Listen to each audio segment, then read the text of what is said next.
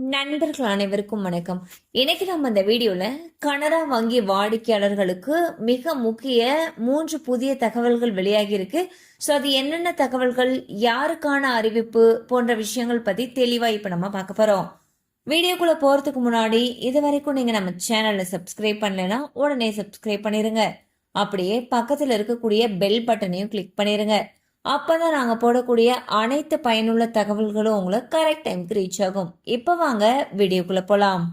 இந்தியாவுடைய மிக பெரிய பொதுத்துறை வங்கிகளில் ஒன்றான கனரா வங்கி தன்னுடைய வாடிக்கையாளர்களுக்கு அவ்வப்போது பல்வேறு சலுகைகளையும் முக்கியமான அறிவிப்புகளையும் வழங்கி வருகிறது. அந்த வகையில் தற்பொழுது கனரா வங்கி வெளியிட்டிருக்கக்கூடிய புதிய தகவலானது கடன் வாங்கியவர்களுடைய கவனத்தை பெரிதும் ஈர்த்துள்ளது. வங்கியானது சில கால அவகாசங்களுக்கான MCLR அதாவது marginal cost of funds based lending rate என்ற வட்டி விகிதத்தை 0.05% வரை உயர்த்தியுள்ளது. இதன் காரணமாக MCLR அடிப்படையில் வீட்டுக்கடன், தனிநபர் கடன் மற்றும் வாகன கடன் பெற்றுள்ள வாடிக்கையாளர்களுடைய EMI தொகையில் சிறிய மாற்றம் ஏற்பட வாய்ப்புள்ளது.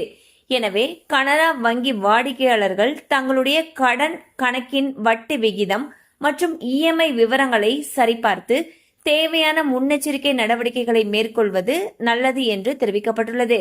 ஸோ பாத்தீங்கன்னா கனரா பேங்க் அவங்களுடைய MCLRன்னு சொல்லக்கூடிய வட்டி விகிதத்தை 0.05% வரைக்கும் உயர்த்தியிருக்காங்க.